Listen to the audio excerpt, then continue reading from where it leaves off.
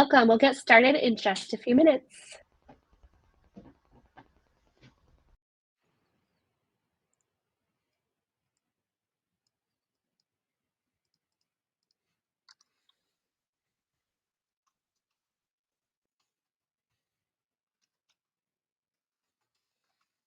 I love that everyone is saying where they're coming in from. We have a lot from Atlanta,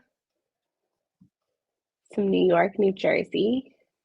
Hopefully, Atlanta weather is better down there than it is up here in the Northeast.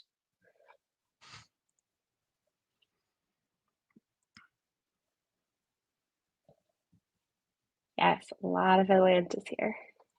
Florida. Oh, that might have Atlanta beat.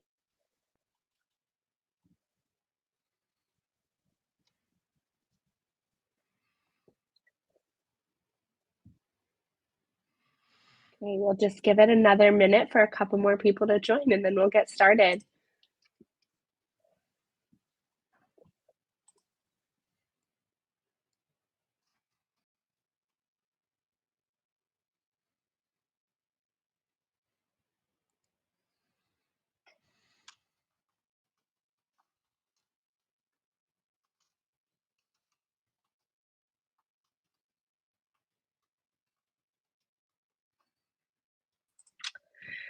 Great. Hi, everyone. Welcome to Security and Sneakers. My name is Victoria, and I am the Channel and Field Marketing Manager for the East Coast and Canada over here at Critical Start. Before we begin, I would like to go over a couple of housekeeping items for you. This session is being recorded. You will receive it within 24 hours post-event. We will be launching polls throughout the presentation. Please be sure to only click your answer once, otherwise they will disappear. Feel free to use the chat function in the right function panel. The more interactive the presentation, the better. Everyone is automatically muted. If you would like to ask your question post presentation, feel free to come live and you can click raise your hand and we'll bring you up on stage, or place your question either in the chat or text Q&A. Within 48 hours of the event, you will receive your $150 Nike by You gift card. And now I would like to pass it over to Jeremy, Manuel from Myriad 360. Jeremy? Yeah, thank you, Victoria. And hello, everybody. My name is Jeremy. I'm a cybersecurity solutions architect here at Myriad. I have with me Winston Nelson as well from Critical Start. And today we're going to talk about the anatomy of attack that they've seen recently. But first, we're just going to do some quick introductions on who Myriad is, who Critical Start is, and then we'll jump into it. So Myriad 360 is a global systems integrator. And at Myriad 360, we have a few main pillars that we operate in.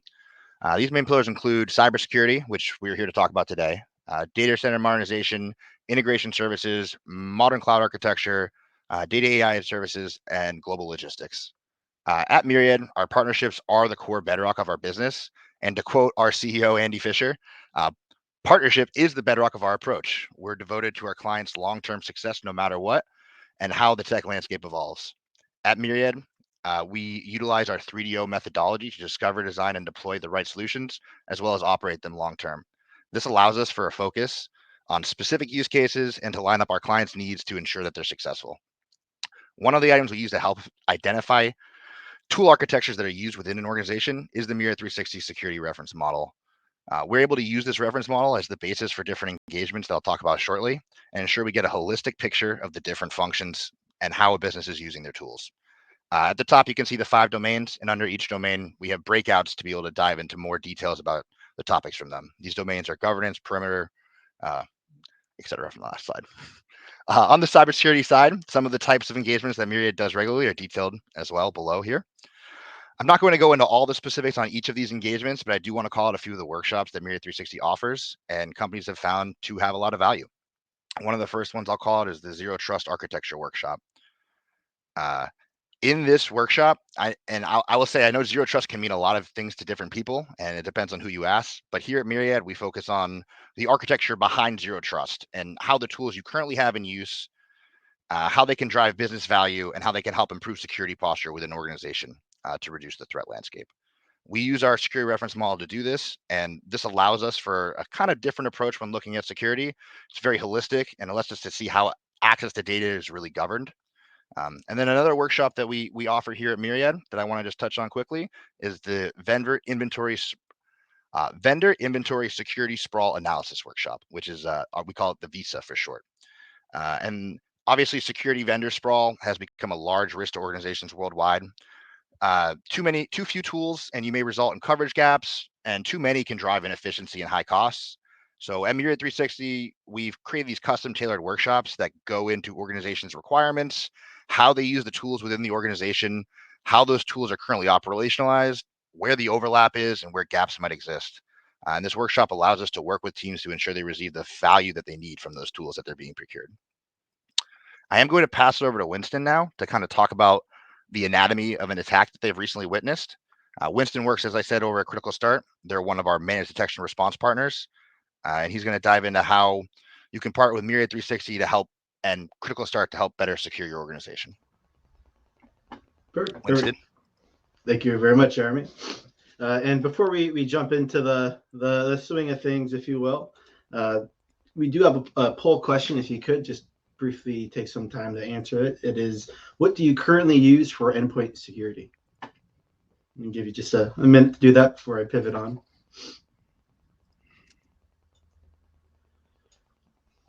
Alrighty, so let's talk about cyber attacks, right? Let's talk about how they actually happen, what that life cycle is, how you can really defend against it, and then dive a little bit into the details of an actual example of us taking these concepts and helping organizations really protect themselves from cyber attacks.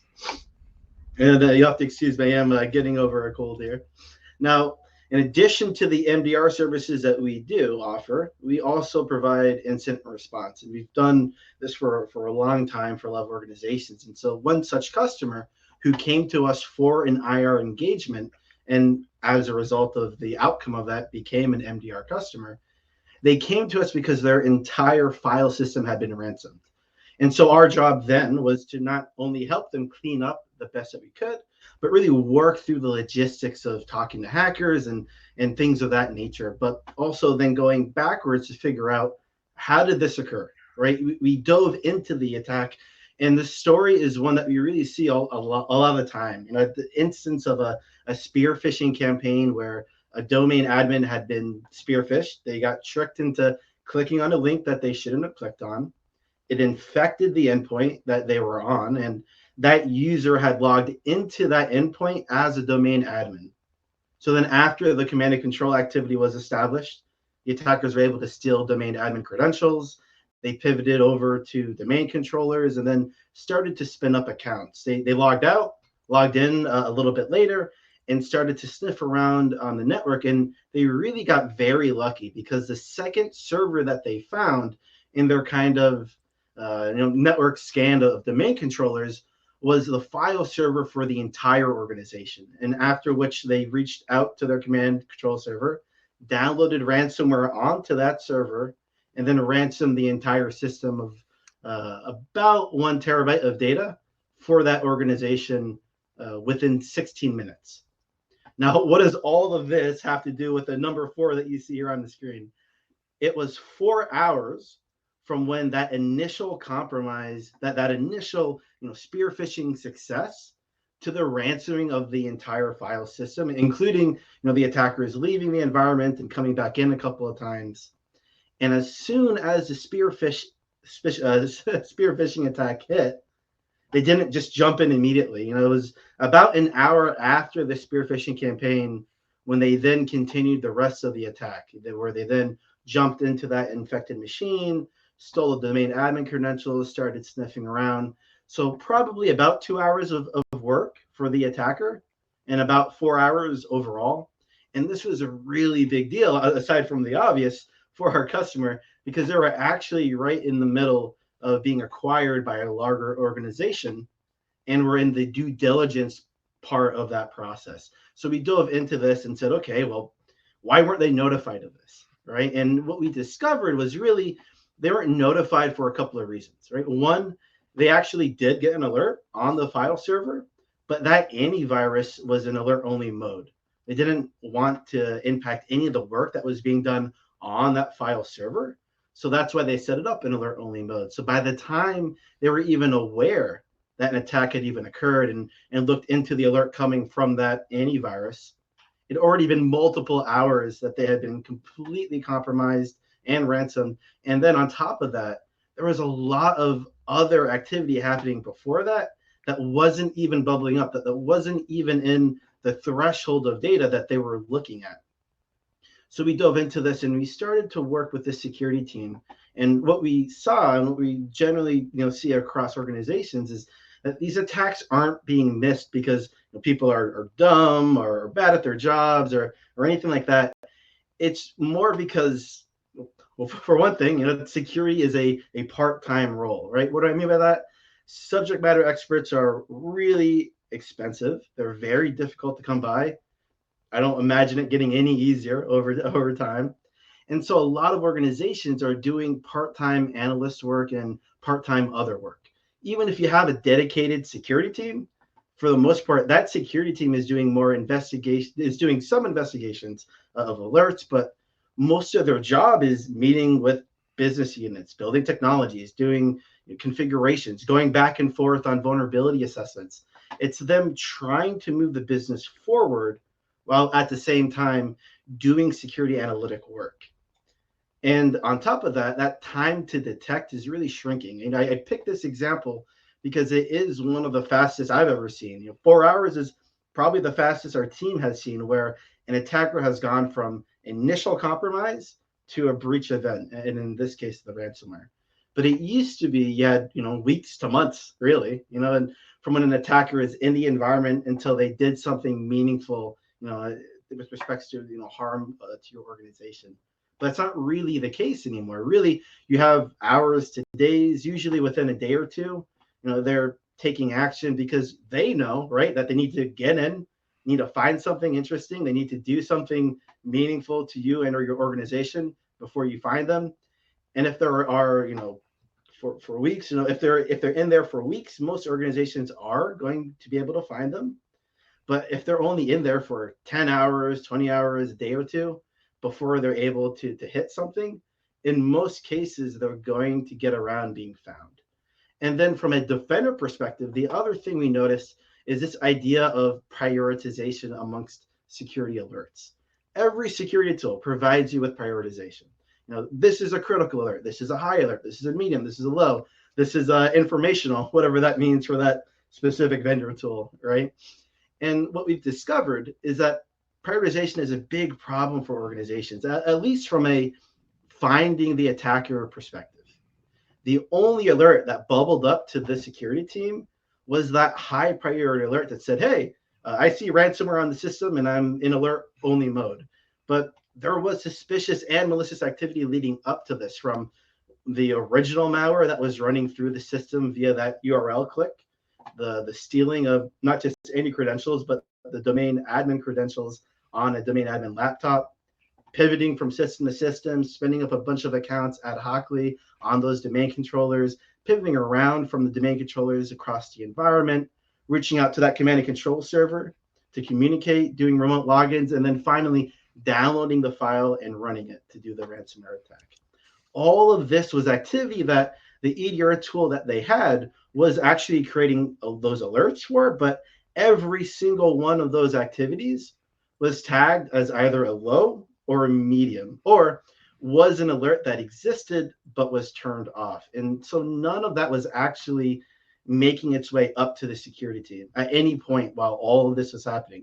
And this is not a bad security team. Again, this is just fundamental to pretty much how all security teams are built today. And so when we look at this and we're looking at how to help solve these problems for and with our customers and partners, we wanted to ask the question, what do we do to effectively keep pace with these cyber attacks? How can we make sure that we're involved, that we're engaged, that we're responding to attacks in a timely manner?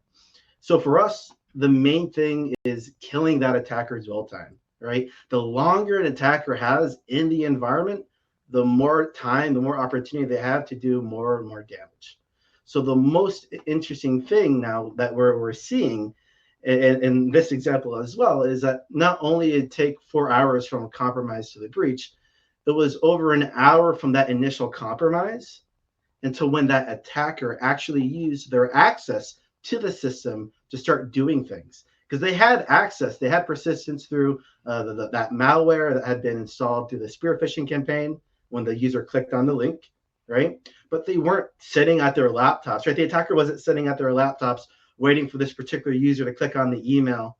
They sent out the email and figured, okay, it could be days, could be weeks, hours, minutes before anything happens, if anything even happens at all. And what we find is that most organizations get compromised, and then it's usually a couple of hours in a lot of cases before the attacker even starts to try to do something with the access that they've gained into the system through these campaigns. And so even from that very, very first stage, if you could be made aware of that initial compromise and engage within minutes or even an hour or so, you can, in most cases, stop that attack before the attacker even knows that they have access into the environment. And this is a huge deal for us and is really fundamental to our service overall. When we're working with organizations who say, how do you get there, right? How do you get to a place where you can see this kind of activity, respond to it effectively, so on and so on. And so when we, work with our customers, we really focus kind of on these three major categories. The first is really making sure that the technology is mature enough to actually tell us that an event is happening, right? If you don't have EDR on your endpoints, you're not going to see most compromises, because antivirus is basically only going to be stopping, malware that's file-based, that's doing specific kinds of activities on the system, and attackers who are trying to compromise a system, pivot around, get somewhere more interesting, and then act, are going to get around that every single time. And not just EDR. Then you start to talk and look at and look into identity analytics, right? Network analytics. You start to get into cloud security analytics. All of these pieces of the puzzle of your environment have aspects to them that are proactive, that are going to block, known bad.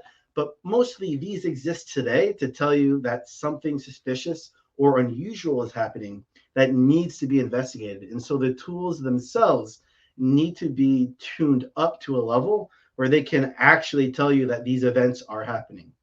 And that this was a really big deal for this particular customer, because again, the tool had the data in it to tell them, hey, this machine has been compromised. Hey, these credentials have been scraped. Hey, this user is pivoting around.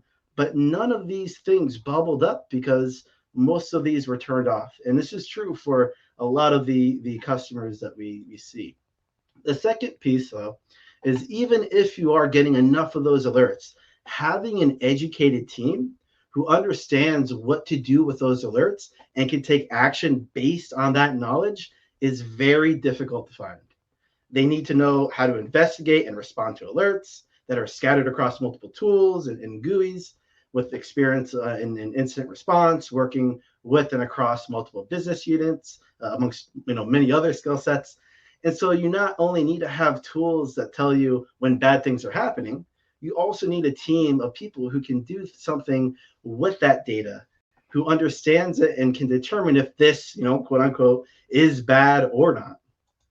And then lastly, you need to be able to take effective response actions. If an endpoint is compromised, you need to be able to contain a threat. If a user account is compromised, reset the password, right? You need to be able to do something to stop an attack that's currently in progress. Because even if you've got the tools to tell you that bad things are happening, right? Even if you have a team in place that understands what that means and what that needs to be done about it, they're not empowered to take that action if they can't actually do what it is that they need to do in order to properly contain that threat.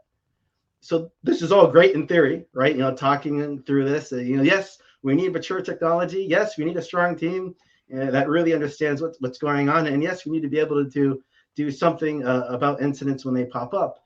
But what does that actually look like? Or what does it actually mean?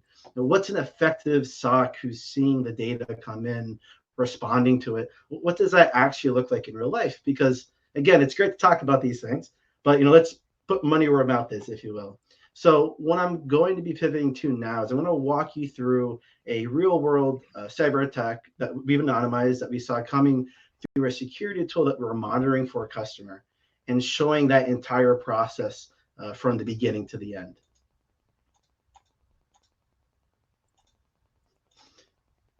So right off the bat, the first thing I want to call out on this alert is that the alert did not come from the security tool's native alerting, right? What you see here is that we are actually running a query against the back end, the data lake of this EDR tool saying, tell me if you see any hidden command line or hidden PowerShell. If you see hidden PowerShell running in a command line or command line trying to run PowerShell in hidden mode, or any kind of hidden PowerShell on a system, generate an alert. Now, hidden PowerShell runs constantly on systems, but almost anyone who attacks you is going to run a hidden PowerShell at some point. So we want to make sure that we bubble that up and that we're looking at that.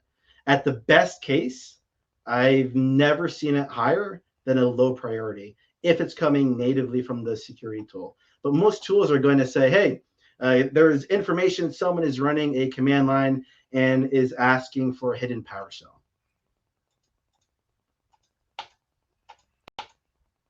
So we pull the data into our platform, which looks very much like this. We're plugging in, we're presenting it to the analyst. And there's a lot of data to go through. I mean, pages and pages of data that our analysts have at their fingertips where they can go in, review, validate.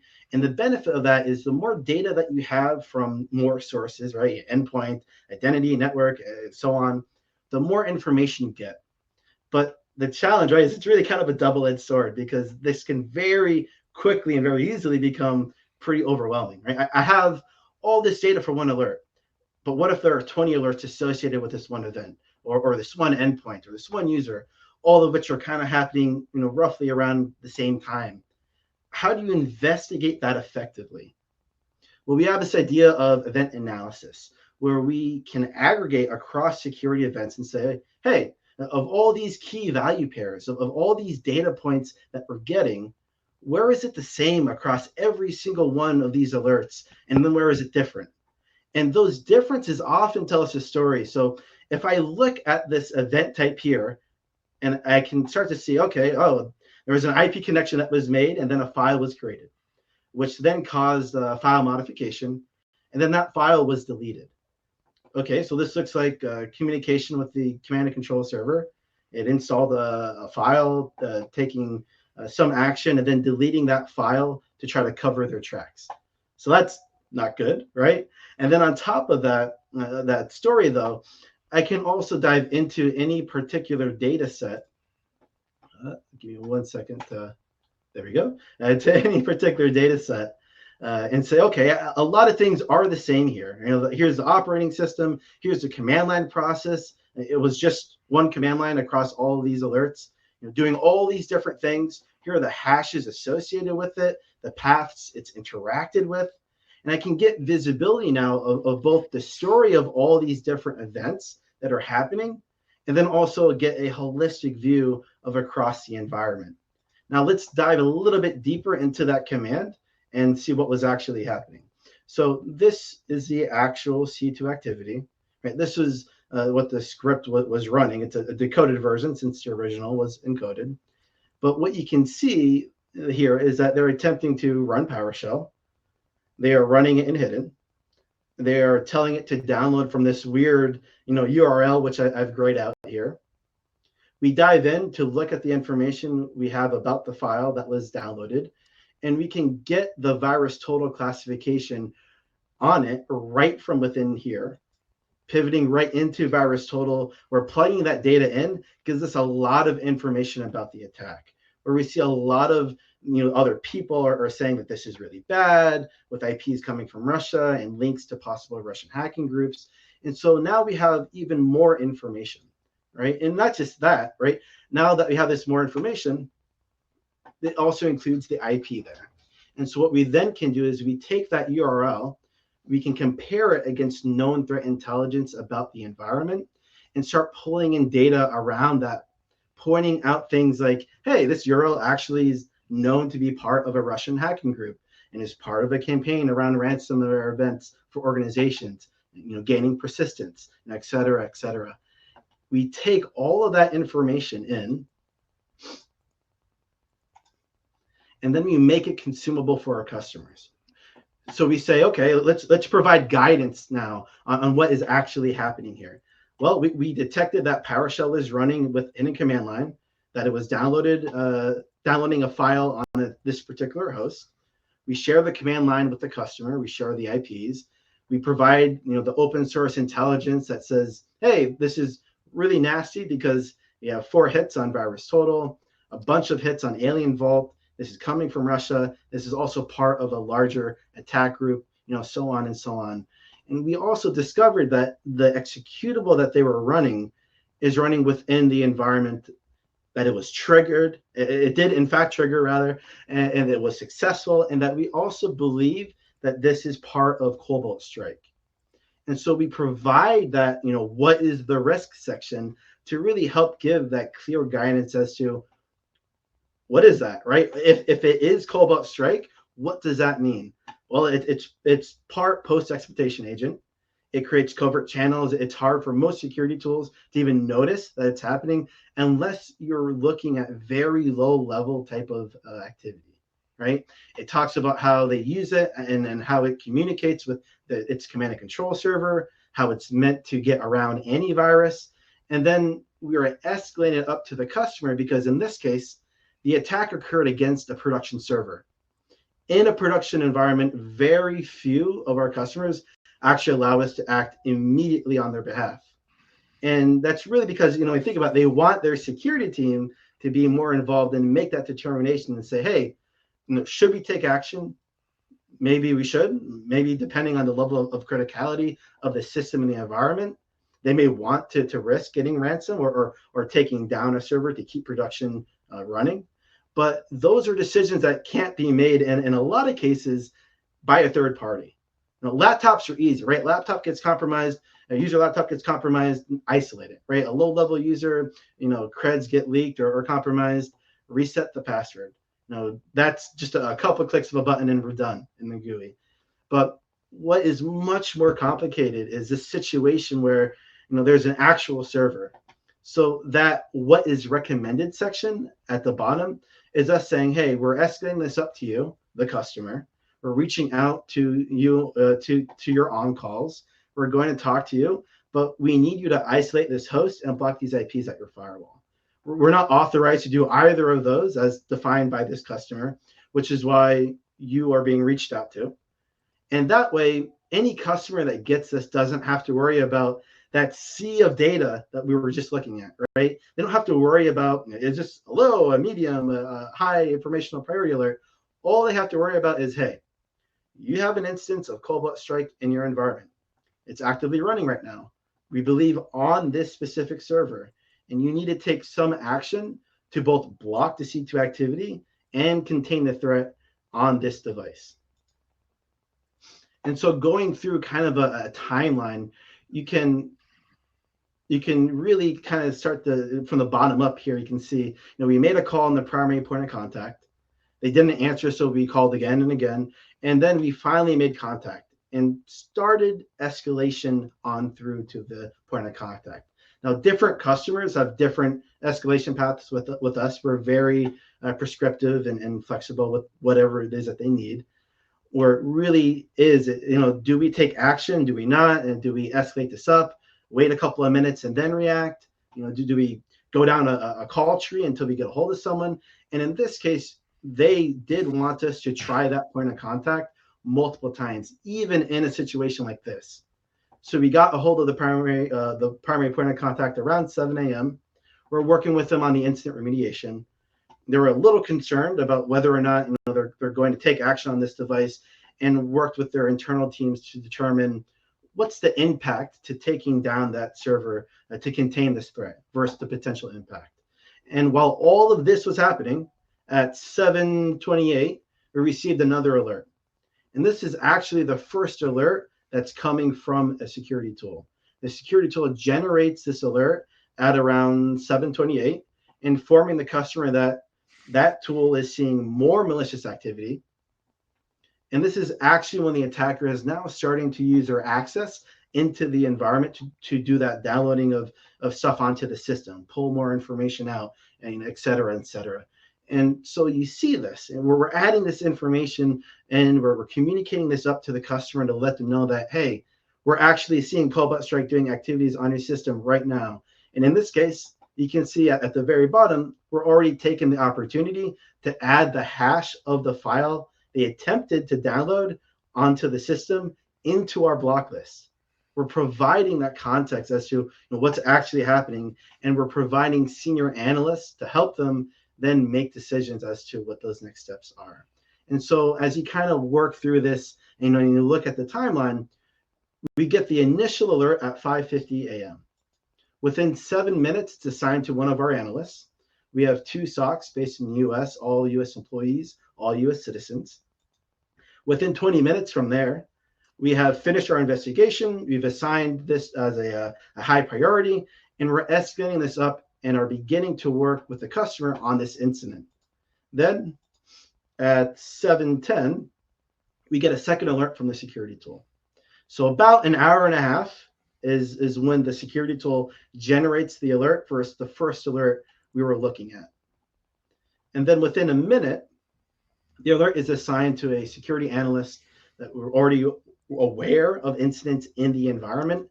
And then we're providing that additional context, information up to the customer about what we see from that attack within 10 minutes. So you can see in real time of an attack of how we are engaging earlier in that kill chain, and then the tools themselves, right? To make sure that we're engaging with customers, we're working with our customer when we see an alert, and we're actually in this case able to do so almost a full hour before the attacker realized they had access to the system and began trying to do things to get access.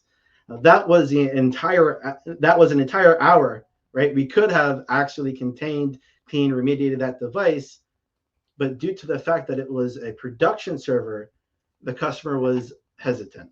And this is additional activity that was going on. The attacker was starting to be active on the device. The organization made the decision then to isolate that production server. We're going to take the short-term hit, if you will, and then begin cleaning it up. And we're able to work with them to patch the device, to clean up the system, kill the process that was running. They thankfully ended up not having to rebuild anything. And then they blocked the C2 IPs at the firewall level. And then once those patches were in place, they're protected. But from the customer perspective, though, all of that stuff that we saw, right? All of that information, it's not where they engage with us most of the time. We have built our entire solution and access into the customer security tools and access to our SOC, access to all the data that we have into a mobile application, as well as a web-based platform. And so you can get an escalation like this, providing context that the full write-up is being available to them right from their phone, with really the goal of someone being able to read, understand, and then do something about it within about a minute of reading through our write-up and our summary. And then in this case, where Critical Start was working, it was not allowed to act on this customer's environment. Next steps was, yes, I'm going to go ahead and isolate the server, which just can happen for the click of a single button. And that was actually what the decision was made from the board for this customer. Is eventually they did decide to go ahead, click that isolate host button that you see there to push out that host isolation and contain the threat. Now we pull all the MobileSock app on their that's a nice thing, just to kind of backtrack here, right? This MobileSock application, again, they just pulled it up on their mobile app, on their phone rather, and executives just pressed the button, and it was that easy. So this is really kind of the process, if you will, when we've seen continuously successful with our customers. It's how attacks work, and when you read about attacks happening in the news, you really don't see attacks where someone clicks an email, then the entire organization gets hosed, right? Because operating systems and devices are good enough, where they don't need to worry about that as much. And so at Critical Start, what we've recognized is that security teams are not able to do this. It's not, there isn't enough people. They don't have the technology, they don't necessarily have the experience to be effective at these, types of things. And then on top of that, security teams should really be focused on moving the business forward securely, right? Not dealing with low-level commoditized security functions like, is this a false positive or not? Is this a real alert or not? What kind of alert is this? What's happening inside the environment? That may be important in a very limited capacity as sort of an escalation, right? But in most cases, it's better to ask yourself, hey, I have a large scale environment. How are we as an organization protecting that environment from attack? Now, at Critical Start, we want to take on those commoditized tasks for you. We want to be a true partner that is an extension of your security team. And we're doing it really with these three main points, right? Making sure that we're going to have mature technology in your environment, right? Going into your EDR tool, your identity, your networking, your SIEM, your other tools to make sure that they are telling us everything that they can when it comes to security alerts. That way, we're very much expanding out the visibility that those tools provide and then keeping that updated over time. The second then is we want to extend your people into our highly trained SOC analysts, right? Again, it's all US based who are going to do the investigation, the triage, understand and react to incidents within the environment based off of runbooks we've established either on your behalf or with you in tandem for you to then act on these type of alerts. Now we're communicating things effectively as well up to the customer as part of your team to the right people, right? Making sure this is also being communicated at the right time. And this is regardless of how that may change when people are on vacation, if there's a certain time of day, if there's different parts of your organization, right? When we talk about escalation paths, we can get as granular and prescriptive as you need us to be. And then finally, we want to make sure that we're acting, or rather that we're reacting within minutes. And as part of that, we've built a 1 hour SLA. This is an actual contractually obligated SLA. That says Critical Start will respond to every alert, every priority within 1 hour or less. And that response is everything I showed you. It's getting an analyst assigned to the incident, performing that full investigation to understand what's going on, taking the approved response actions to remediate and contain threats in the environment, and then generating that write-up and escalating it up to to you and your team, right? Where you need to have some context or information or knowledge about an incident in your environment. And if we miss an hour, we pay you money, right? It's really that simple. That is what Critical Start does. This is how we partner with organizations. And this is a true example of how we as an organization are able to help you actually stop cyber attacks. But with that, let me pivot over to Victoria and see if you have any. Actually, before Victoria, I think we have one more poll question. Apologies. And that is, yeah. Are you interested in learning more about Critical Start and Myriad 360? Awesome. That's launching. If there are any questions, feel free to put them in the chat or the Q&A function area on the right panel. Otherwise, you will be receiving the recording and your Nike by You gift card within 48 hours of this webinar's conclusion. So you should be seeing those at Friday at the latest. And just real quick, while in case any alerts are coming in, right, I do want to just briefly to help kind of close out the rest of that picture, right? We walk through the attack flow path, if you will, or life cycle for this example, and then kind of put it into more of an architecture view, right? We're pulling in the security alerts from all these integrated security tools, right? This is every informational, low, medium, high, critical security alert that we're then putting into our platform, our trusted behavior registry, where the first step is, hey, what can we quickly and easily identify as a false positive? That way you're not wasting bandwidth and resources, neither are we. And what we identify as a false positive, we auto-resolve, we auto-remediate without bothering our customers. And we do this by putting those alerts up against over 80,000 plus known good behavior profiles and playbooks. And then anything that needs to actually have, human eyes on and in real investigation work, that's when we'll then go ahead, kick it up to one of our Critical Start SOC analysts. And before we administer a security response action on our customer's behalf, we actually require 2 analysts to come to the same conclusion. So a 2-person verification check, if you will.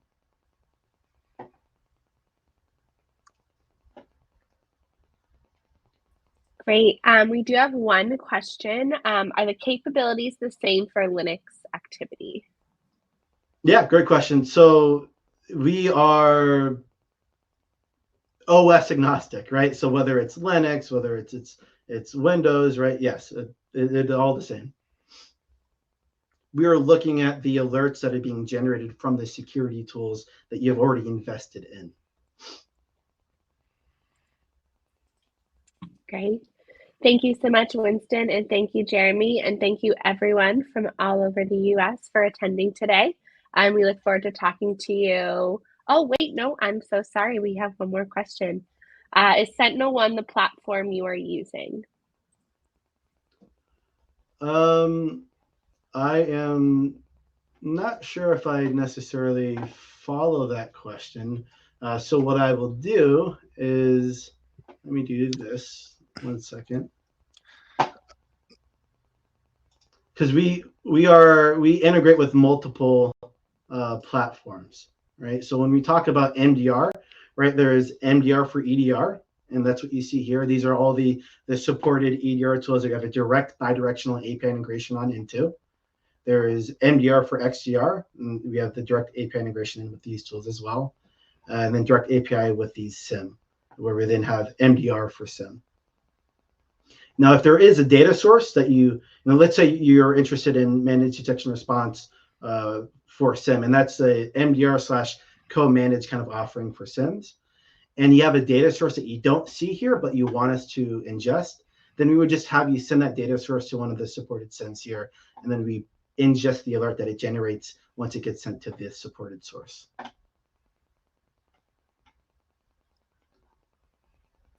Great. We have a couple more trickling in. Does your solution replace our current EDR and our XDR platforms? Great. Oh, there's more to So great question. No. So this is really leveraging our customers' existing security investments in their tools to help them maximize and get the most out of it. Another area that we're helping to do this is we have our own cyber research unit that comes up with their own threat intelligence. So when you think about threat detection content management, we are taking care of that burden for you for these tools that you see here that we have the direct API integration with, where they're doing their own research. They're pulling information from our IR practice, from our SOC engagements, from our customer engagements, and then they're custom writing our own IOCs and detection content for all the EDR tools, the XDR tools, and SIEMs that we support. And then should you decide to leave us, right, and pivot out, you get to keep those detections, right? How much is?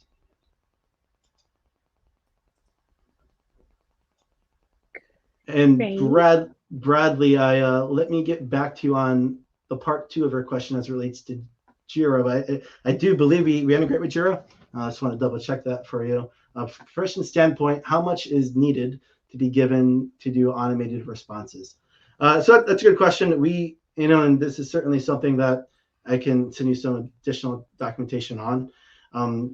It just depends on what it is that we're talking about, but it's nothing. I would say that it's too crazy. We do need to have access to the for example, your EDR supported EDR console, right? Supported XDR and SIEM,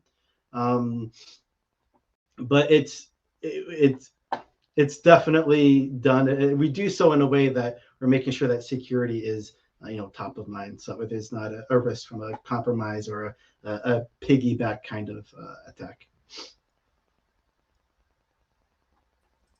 Great. Thank you so much, both of you. And we look forward to following up on these conversations. I hope everyone has a great rest of their day. Bye, everyone. Thank you, everybody.